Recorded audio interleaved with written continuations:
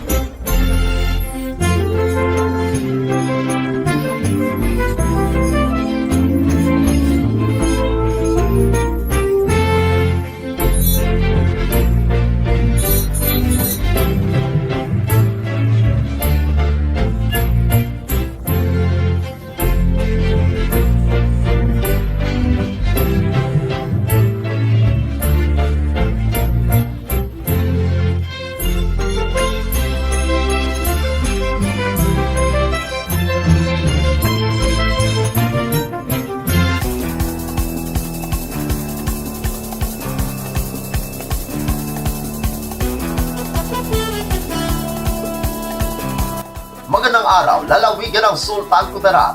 Narito ng mga pangunahing balita sa Sultan Kudarat Headliners ngayong Disyembre 26, taong 2023. Kapulisan sa lungsod ng Tacuro, patuloy ang panguhuli sa mga kolorom at pasaway. Narito ang ulat. Nagsagawa ang mga kapulisan kagabi, ika-25 ng Disyembre taong kasalukuyan ng panguhuli ng mga kolorom at mga pasaway ng mga driver sa National Highway Corner Rosales Street na malapit sa Dragon Mart. Sa ilang oras na pagbabantay ng mga pulis na kung saan nakahuli pa rin ito ng mga driver na walang mga lisensya, dala sa pagmamaneho at karamihan ay walang mga dalang mga helmet, na kung saan pansamantala naman itong na-hold hanggang sila ay makakuha ng helmet. Mahigpit ngayon ang mga kapulisan sa pagbabantay sa mga daan para masigurado na ligtas ang kapaskuhan ng mga kababayan natin at mahuhuli ang mga pasaway ng mga driver. Payo ngayon ng mga kapulisan na siguraduhin na kumpleto ang mga dokumento ng motor at may lisensyo ito sa pagmamaneho at sumunod sa mga alintuntunin sa batas trapiko at mga pangsiguridad na kagamitan para iwas abala at multa at higit sa lahat maging ligtas sa pagmamaneho. Ako ang inyong kaibigang Apolinario Terry Valencia para sa Sultan Kudarat Headliners.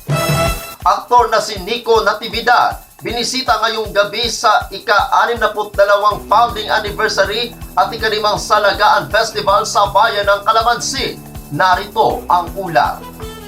Patuloy ngayon ang pag-aarangkada sa mga aktibidad ng ika-62 founding anniversary at ika-5 Salagaan Festival ng bayan ng Calamansig, na kung saan nagsimula ito noong unang araw ng Disyembre at magtatapos sa ika-29 ng Disyembre taong kasalukuyan.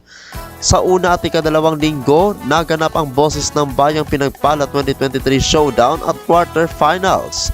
Noong ika-20 ng Disyembre taong kasalukuyan, sinimulan ito sa pag-sponsor ng ika-5 araw ng Misa de Gallo, sinundan ng Tribal Parade at Mass Dance Competition. Isa namang pagsalo-salo at pasasalamat kasama ang mga lumad sa pananghalian sa pagsapit ng hapon.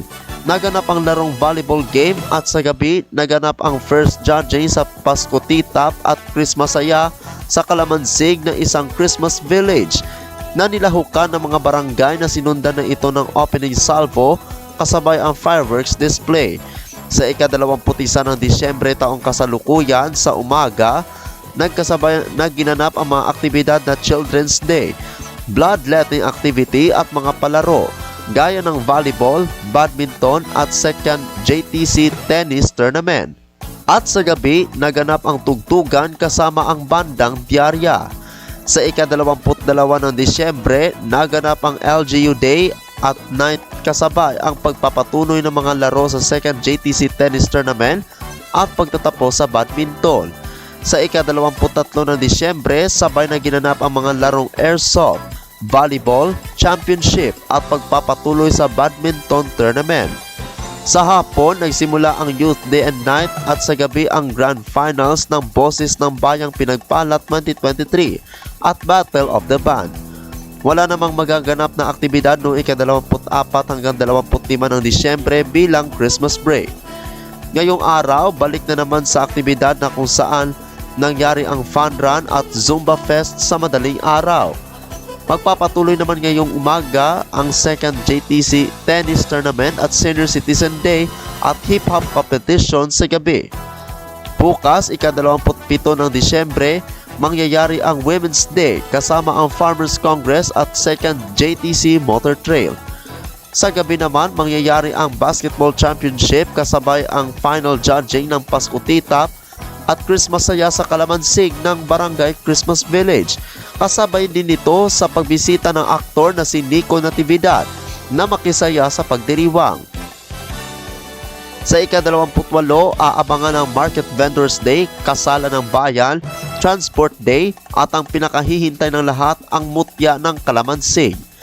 At sa pagtatapos ng pagdiriwang, mangyayari ang cheer dance competition para sa mga high school, culmination activity at fireworks display. Ang pagdiriwang ngayong taon ay may temang binuklod ng pagkakaisa, susulong na sama-sama.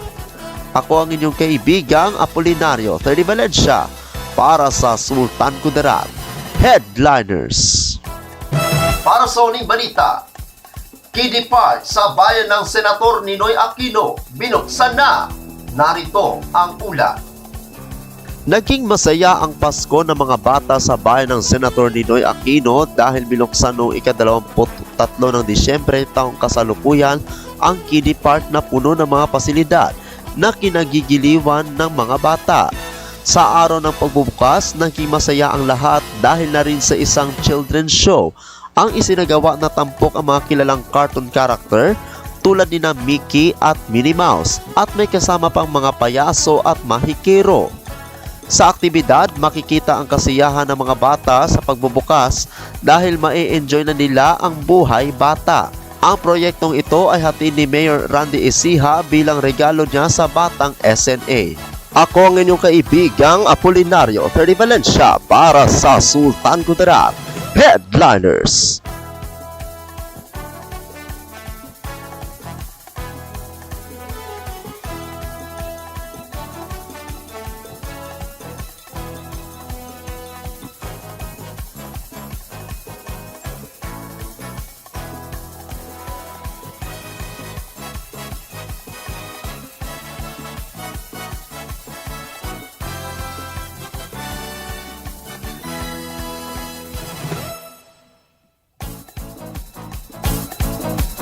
At yan ang kabuuan mga balita sa araw na ito. Mga balitang kailangan ninyong malaman, balitang walang kinakampihan, mga balitang totoo, mga balitang may dalang aral at inspirasyon. Ito ang Sultan Kudarat Headliners.